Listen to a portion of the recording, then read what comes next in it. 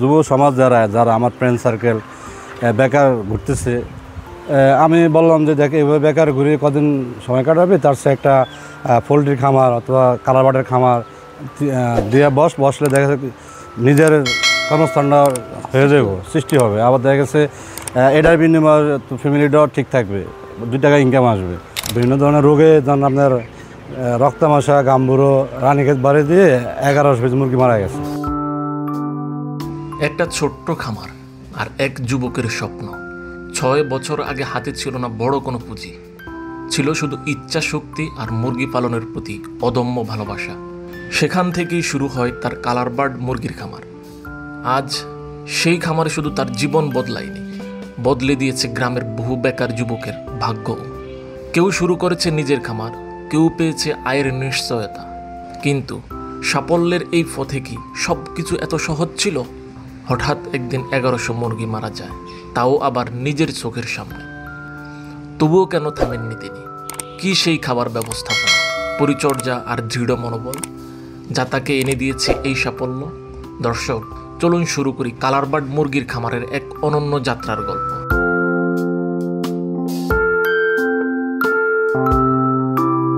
আসসালামু আলাইকুম। ওয়ালাইকুম আসসালাম রাহমাতুল্লাহি ওয়া বারাকাতুহু। সজীব ভাই কেমন আছেন? আছি আলহামদুলিল্লাহ, আপনি ভালো আছেন? জি ভালো আছি। আচ্ছা, আমরা তো আপনার খামারে আসলাম, আপনার খামারটা দেখলাম যে বেশ আপনি যত্ন সহকারে মুরগিগুলো লালন পালন করতেছেন, যে কালারবার্ড মুরগিগুলো আপনি করতেছেন। এখানে কত মুরগি আছে ভাইয়া? এখানে আমার খামারে আছে 3000 মুরগি, বাচ্চা উঠেছিলাম 3000। আচ্ছা, কিন্তু আপনার এই বিভিন্ন ধরনের রোগে যেমন আপনার রক্তামাশা, গাম্বুরো, রানীক্ষেত বাড়ি দিয়ে 1100 পিস মুরগি মারা গেছে। আচ্ছা আচ্ছা। এখন আছে ধরেন 1900 পিস। সজীব ভাই, আমরা আপনার এই খামারের শুরুর গল্পটা আমরা একটু শুনতেছি আপনার কাছ থেকে, যে আপনি এই খামার কিভাবে শুরু করলেন এবং এর পেছনের গল্পটা আমরা একটু শুনতেছি আপনার কাছ থেকে। আমি মূলত ব্যবসা শুরু করি 2014 সাল থেকে।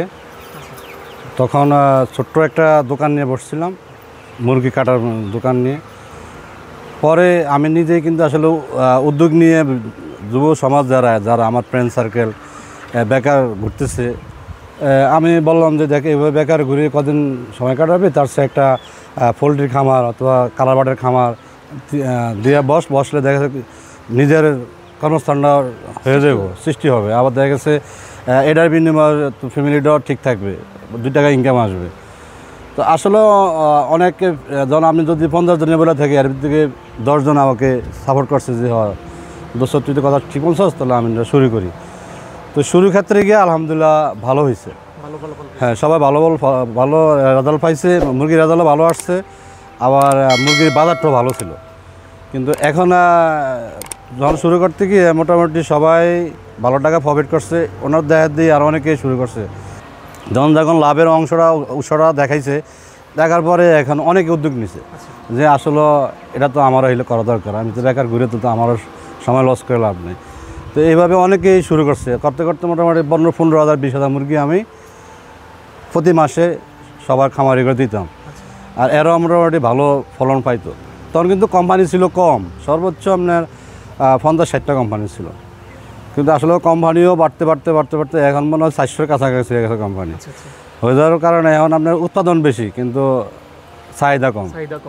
হ্যাঁ, এই থাকার কারণে দেখা গেছে আর খাদ্য আগে ছিল আমরা কিনছি 800 টাকা, 1500 টাকা, 1200 টাকা বস্তা। আর ওই খাদ্য এখন হয়ে গেছে কি আপনার 3300-3400 টাকা বস্তা। তো এই খাদ্যে আর মুরগি পালনে সব কিছু হিসাব মিলিয়ে আসলে এখনকার যুগে, এখনকার সময় 2-3 বছরটাই খামারিরা অতটা লাভবান না।